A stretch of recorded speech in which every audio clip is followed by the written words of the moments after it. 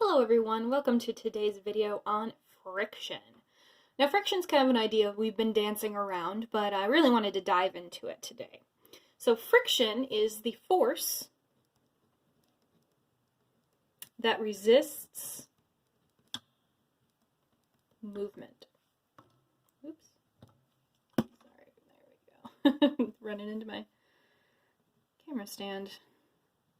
Force that resists movement, okay? When you go like this, right, we always think friction. Now, that's usually the first thing that I hear from people when I say the word friction. And it's actually not the heat that is generated by rubbing your hands together. It's the fact that you can't just immediately go and rub your hands like that, right? There's some resistance there. You can feel that.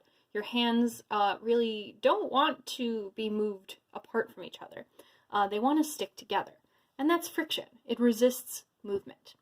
Now, there are multiple different types of friction. We're going to be talking about a few of them today. One of them is static friction. Static friction is friction that keeps things in place.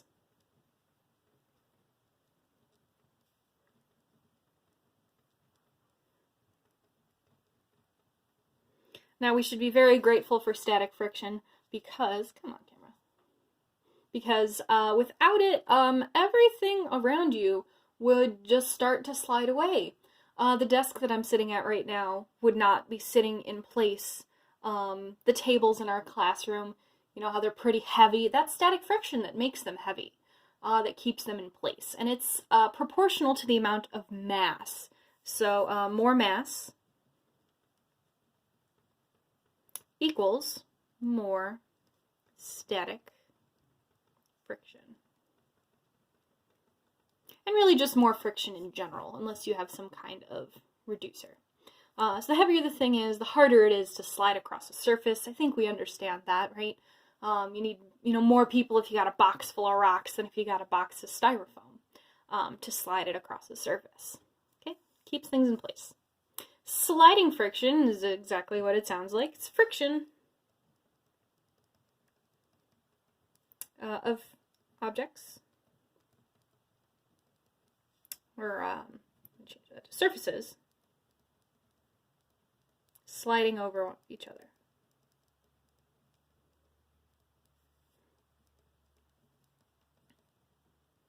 Kind of what we just talked about. You have some kind of object, you're sliding it across the floor.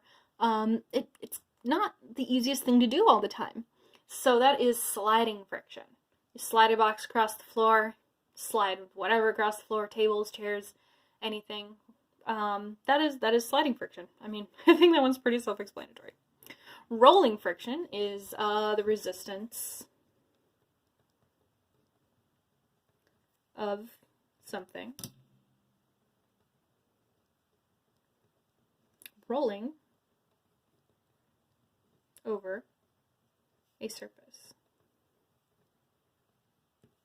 Now, I know you guys aren't driving yet, but one thing that you will notice is if you take your foot off the gas, your car will eventually roll to a stop, and that's because of rolling friction. It's reverse of the direction that you're actually going, and it will eventually cause it to stop. If you've noticed, the road is very rough, and that's, first of all, for grip, which is part of rolling friction. You want your wheels to stay on the road and roll the way that you want them to roll.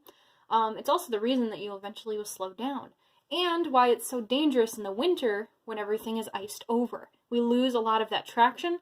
The rolling friction is much, much lower, and that's what can cause people to slide while you're driving, because the amount of friction is greatly reduced.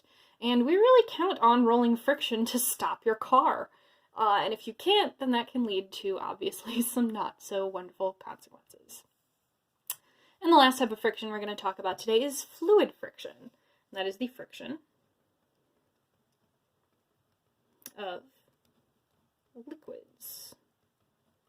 So this can take a few different forms. It can be something moving across or through a liquid. It could be the liquid moving itself. Basically anything that has to do with something moving through a liquid is fluid friction. Okay, so I know these seem pretty self-explanatory, but not all friction is identical. the amount of friction here is going to be much less than the amount of friction here. If you have something on wheels, you know, we took that box, we prop it up on, you know, maybe one of those skateboards or scooters that we use in the gym, it's going to be a lot easier to move because rolling friction is much less than sliding friction. You can move much heavier things with much less effort than with wheels than you can with just sliding it across the surface. And then obviously static friction is, you know, extremely important, kind of works against what we're trying to do here. All right, everyone, have a wonderful day.